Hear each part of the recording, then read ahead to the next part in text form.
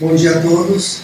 É com grande honra que estou aqui na cidade de Oxford, nessa universidade. Estivemos ontem em Londres conversando sobre temas tão importantes para a sociedade brasileira e creio que, por incrível que pareça, nós falando no exterior, nós temos tido já desde ontem na mídia uma repercussão muito grande desse evento, porque demonstra que nós temos que falar dentro do país e fora do país, e isso é de modo muito positivo. Agradeço o convite da pessoa da doutora Fernanda Marina, saúdo a todos e passo logo a palavra, porque o nosso tempo é bastante escasso. Em 1988, quando foi promulgada a Constituição Federal, Ulisses Guimarães cunhou uma frase que para mim é muito cara, quando ele disse que esta carta seja luz, ainda que de lamparina, na noite dos desgraçados. Essa era a visão da Constituição de 88, buscando constituir uma sociedade nova, trazer uma esperança para o povo brasileiro, para constituir uma sociedade mais justa, mais solidária e mais humana.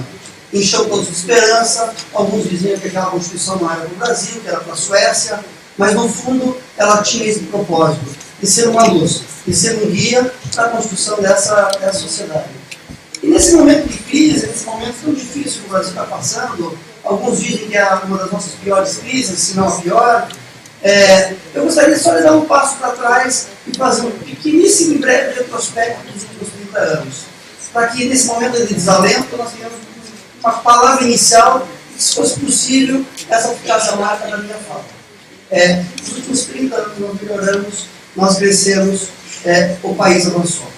Só que nós não gostamos de olhar muito bem esse retrospecto, até porque ele avançou muito menos do que poderia e avançou muito menos do que nós gostaríamos. Mas eu posso trazer alguns dados. É o maior período democrático do Estado brasileiro. Isso é uma grande conquista. As instituições do país são sólidas, estão funcionando, funcionaram em diversas crises, isso foi referido ontem, e continuam funcionando no meio dessa crise atual.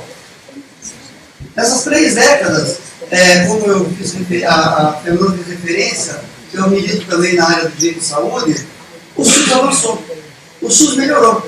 E talvez o SUS seja uma das instituições mais criticadas no Brasil, porque ele é falho, porque ele é ruim, mas nós não nos damos conta do que era antes do SUS. O que nós tínhamos antes de 88. E se percebemos que nós tínhamos um não sistema de saúde, e passamos a ter um sistema de saúde, e um sistema de saúde bastante auspicioso, nós vimos que ele melhorou. Porque hoje qualquer brasileiro tem direito a um atendimento. Esse atendimento não é bom? Não é bom.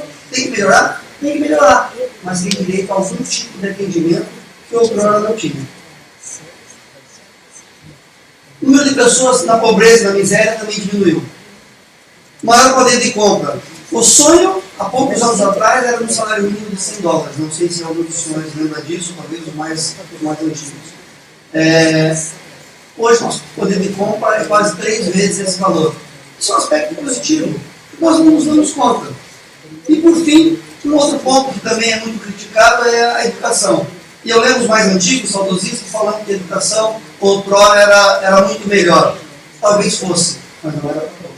Nós não tínhamos o amplo acesso à educação. Não havia muito, as escolas públicas eram dominadas pela classe média, a classe pobre não tinha acesso à educação do modo amplo do que tem hoje. Educação hoje de baixa qualidade, mas sem acesso o que não tinha. Pois bem, só que nós temos que melhorar, e temos muito que melhorar. E eu não quero fazer uma comparação com o Lewis Carroll, já que estamos aqui na Inglaterra, eu não quero parecer assim de um mundo muito cor-de-rosa, numa Alice no Brasil das Maravilhas, mas eu quero deixar esse registro de que nós avançamos, menos do que gostaríamos e mais do que estamos presentemente referindo. Tem um aspecto que é extremamente nefasto no nosso progresso, é a violência.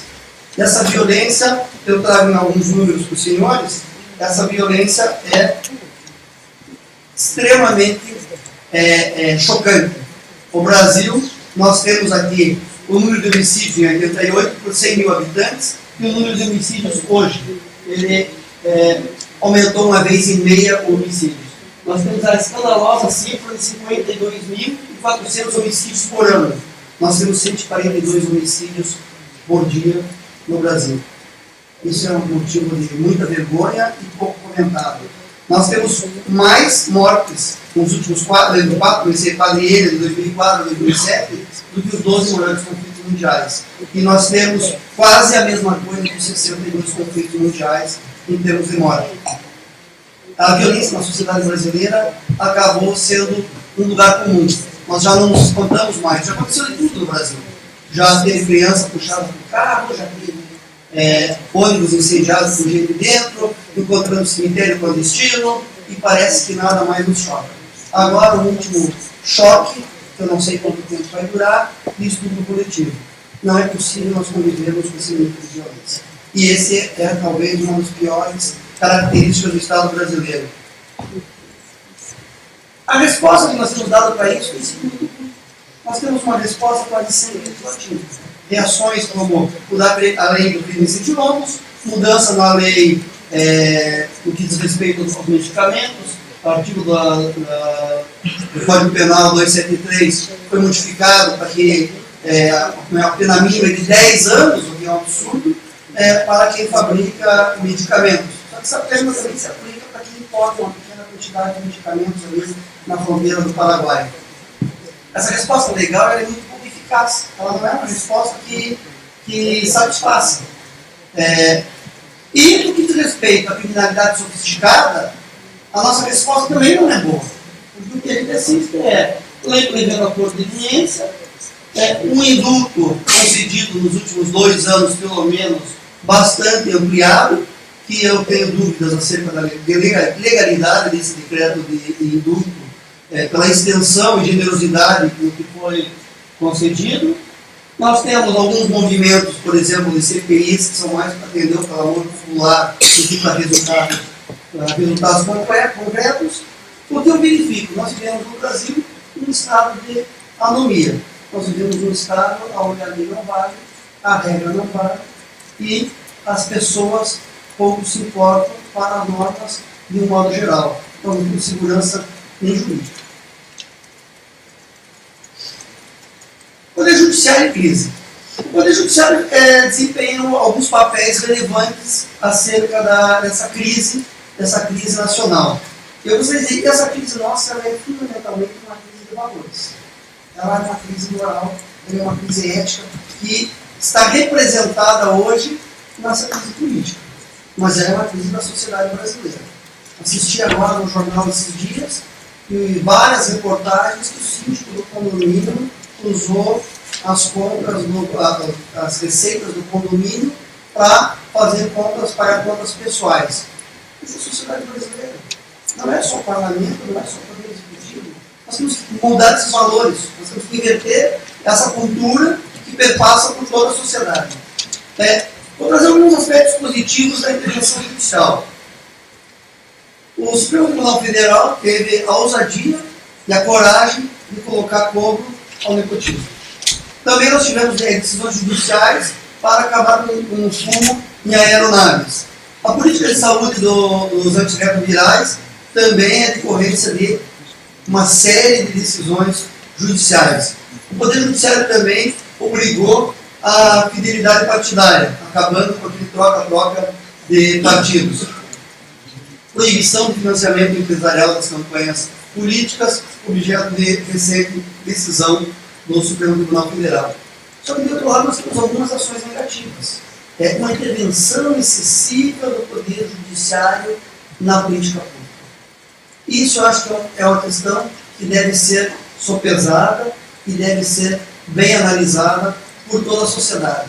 A sociedade espera muito do Poder Judiciário, mas nem sempre ele é o repositório correto para todas essas expectativas. Porque, na verdade, quem deve instituir políticas públicas é o Poder Executivo e o Poder Legislativo. O ministro Barroso, numa feliz passagem, num artigo que escreveu, referiu que talvez dar um passo para trás possa significar muito mais do que toda a atuação judicial acerca de políticas públicas. E eu fui educado numa época anterior à Constituição de 88, forjado logo após a Constituição de 88, onde muitos esperavam do Poder Judiciário acerca desse ativismo judicial. Até cheguei a ser defensor de algumas ideias, mas hoje eu tenho dúvidas de quanto nós devemos enveredar por esse caminho. Talvez devêssemos respeitar mais as políticas públicas e questionar se elas estão corretas ou se elas estão erradas, mas no mérito delas. Eu não sei até que ponto está correto o Poder Judiciário determinar a realização de cirurgias, inclusão de medicamentos, listas, ou mesmo construção de creches. Enfim, nós precisamos de uma maturidade política e não uma escolha feita por um juiz. Nós somos mais de 5 mil juízes no país. Não é possível que a solução do país passe pela cabeça individual de cada um de nós. O judiciário, no que diz respeito à questão penal, teve uma grande mudança a partir da ação penal 470, no famoso caso do mensalão. E a partir dali já era uma bandeira das escolas da magistratura, das associações de juízes, o combate à corrupção. Esse combate à corrupção foi desenvolvido um pouco antes do mensalão, mas se aprofundou e ganhou notoriedade com o mensalão. E agora ganha uma nova face com a Operação Lava Jato. Talvez todos os senhores saibam, mas vou fazer um pequeno resumo. Os fatos são muito fáceis de compreender, apesar da dimensão amazônica da Operação Lava Jato. A Operação Lava Jato a partir de apadrinhamentos políticos, e eu não estou falando, eu não estou julgando, eu estou dizendo que pessoas confessaram que assim agiram, e são várias pessoas, temos mais de 50 termos de colaboração empenhada, reconhecidamente, a partir de apadrinhamentos políticos, em servidores públicos, estáveis ou não, às vezes comissionados, passaram a praticar fraudes em licitações. Esse é o modus operandi que se repetiu dentro do mensalão e continua presente na Operação Lava Jato. Fraudes em licitações, licitações superfaturadas, licitações dirigidas, muitas vezes a partir do que se convencionou chamar de clube. O clube combinava quem ia ganhar as licitações, e membros do clube são pessoas que firmaram termos de colaboração, não estou dizendo nenhuma novidade, e parte desses valores foram revertidos para partidos políticos, financiamento de campanha política, ou parte para os bolsos dessas pessoas. Pois bem, aqui nós temos um detalhe muito importante. Nós fragilizamos sobremaneira o nosso processo político eleitoral e a democracia no Brasil. E isso é catastrófico. Nós precisamos ter mudanças culturais, se nós precisamos ter mudanças de valores, elas necessariamente passam por um processo político eleitoral rígido. E esse talvez seja o lado mais perverso de todo o sistema que se instalou no Brasil recentemente. Pois bem, diante desse quadro, a Operação Lava Jato tem um grande mérito, que foram algumas mudanças de paradigmas. E essas mudanças de paradigmas, eu acho que são o de melhor podem resultar para a sociedade brasileira. A parte penal, a parte de persecução penal e de condenação, esse é um dado infeliz. Ele acaba mudando um pouco a nossa história, mas é um dado infeliz porque nós estamos tratando de pessoas. Mas no aspecto cultural, eu acho que nós temos alguns dados felizes. O primeiro é o fato de a Polícia Federal e o Ministério Público Federal terem aprendido com diversas operações, como o caso do Estado, Castelo de Areia, Satyagraha, Mensalão, mas me parece que o caso do Estado é muito emblemático para nós, no Campeão do Paraná, e aprendemos com esse caso a fazer investigação. Aprendemos a como trabalhar. E a força-tarefa do Ministério Público e da Polícia Federal aprendeu muito com isso. Ao lado disso, nós também tivemos uma mudança de comportamento do Poder Judiciário. A partir da Operação Lava Jato, o Poder Judiciário mudou a forma de atuação. Desde decisões acerca de busca e apreensão, condução coercitiva, mandados de prisão e uma nova leitura da prisão preventiva. Se nós, até há pouco tempo, só estávamos acostumados a prisões preventivas ligadas a crimes violentos, tráfico de drogas, homicídio, estupro, nós agora percebemos que há outro tipo de criminalidade muito mais sofisticada, muito, sabe, pesquisa, muito mais sofisticada a outro crime de criminalidade que é tão nefasto quanto essa criminalidade violenta. E parece que o Poder Judiciário aprendeu isso, como um todo. O Tribunal, o STJ, o STF, tem dado uma resposta muito positiva nessa viragem, que eu digo, de paradigma. Nós hoje compreendemos, né, e me parece que está instalado culturalmente na sociedade brasileira, que nós temos que dar um outro tipo de resposta. Tem a Lei 12.880 também é uma mudança de paradigma na cultura brasileira. É uma mudança de paradigma porque ela, através dos termos de colaboração, nós aprendemos essa dupla ferramenta. Uma ferramenta que, ao mesmo tempo, um instrumento de investigação, ela é um instrumento de defesa. E de tão criticada, chamada de delação, é que eu não gosto, porque dá a ideia de dedo duro. No final, as defesas e a OAB, que tanto criticaram, hoje perceberam que pode ser um instrumento de uma técnica de defesa também, além de ser um instrumento de investigação. O Supremo Tribunal Federal deu agora um outro paradigma, que é o início da execução da pena ao segundo grau. Esse é um julgamento que foi muito festejado e muito criticado ao mesmo tempo, mas é uma mudança de paradigma fundamental para a sociedade brasileira. Nós, entre as várias jabuticapas que temos, essa era uma delas, de que as pessoas que no Brasil têm direito a 4 graus de jurisdição, e depois do julgamento de 4 grau do Supremo Tribunal Federal, depois de dezenas de embargos de infringentes e embargos de declaração, é que, se a pessoa ainda tivesse vivo, talvez com menos de 70 anos, pudesse iniciar a execução da pena. Se tivesse mais de 70 anos, não ia começar, porque provavelmente já estaria prescrito. Essa mudança de paradigma é fundamental. Outra mudança de paradigma que nós tivemos é a questão da prova. A adoção da prova acima de tudo, da dúvida razoável, um estándar probatório bastante razoável para sabermos compreender que indícios ou prova indireta não são provas de menor importância. Nós não podemos continuar aquela crença de que precisamos ter aquela prova insofismável, aquela prova concreta, porque nesse tipo de criminalidade que nós estamos a tratar, essa prova dificilmente existe.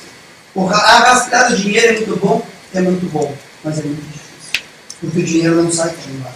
Aquele dinheiro ele vai sendo dividido em diversas contas, depois entra em outras, se multiplica, você não sabe de onde ele saiu e nem aonde ele chegou. Você pode até ter uma noção, mas aquela prova material, que aquele dinheiro saiu daquele contrato, chegou na outra conta, não é o mesmo dinheiro. Foi confundido até porque vários dos operadores doleiros estão a trabalhar quase como se fosse um banco criando fundos. Eu confesso que teria muito a dizer, mas quero dizer que a crise é uma janela de oportunidade. Atribui ao John Kennedy a frase de que esse ideograma seria ao mesmo tempo uma crise, um perigo e uma oportunidade. Não sei se é verdadeiro, dizem que não é, esse ideograma sequer significa isso, mas a ideia é muito feliz.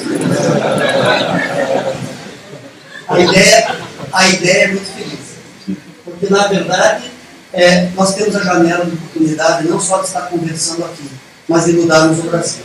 Nós mudaríamos o Brasil com as medidas de combate à corrupção que o Ministério Público propõe, tem medidas extremamente importantes e a sociedade brasileira precisa defender essa ideia. Nós temos a lei do whistleblower, nós temos o FCPA americano como whistleblower, o FCA, False Claim Action, é outra ação que nós devemos estudar com cautela para introduzir no sistema brasileiro o Bribery Act inglês.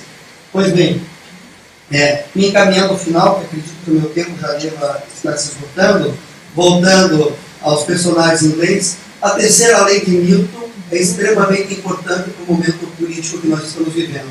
A toda ação corresponde a uma reação em igual intensidade e sentido contrário. As reações já surgem e elas virão. E se nós temos uma operação extremamente forte, nós teremos reações extremamente fortes. Algumas já surgiram, como a lei de leniência, outras vão surgir. Nós temos o exemplo da Operação Mãos Limpas. Recomendo a todos que leiam a revista Piauí de maio deste ano. Ela traz uma história da Operação Mãos Limpas, inclusive as reações que aconteceram naquele país. Essas reações acontecerão no Brasil também. É indispensável a transparência, é indispensável que a imprensa esteja sempre atenta, é indispensável que a sociedade esteja vigilante em todo esse momento, porque senão nós vamos ter os mesmos efeitos e nós vamos chegar no mesmo lugar que a Itália. É uma grande decepção com a Operação Mãos Limpas. A sociedade brasileira não pode perder essa oportunidade. Para finalizar, eu acredito que o meu tempo já tenha se encerrado, eu gostaria de sair daqui com uma frase que me parece, um colega magistrado me disse há poucos dias, me parecia extremamente importante. Eu acho que não vim aqui para ficar me lamentando, para ficar amaldiçoando a escuridão, mas assim como a Constituição que busca trazer uma luz de lamparina, eu vim aqui tentar acender uma vela para iluminar o coração e a mente dos senhores. Muito obrigado.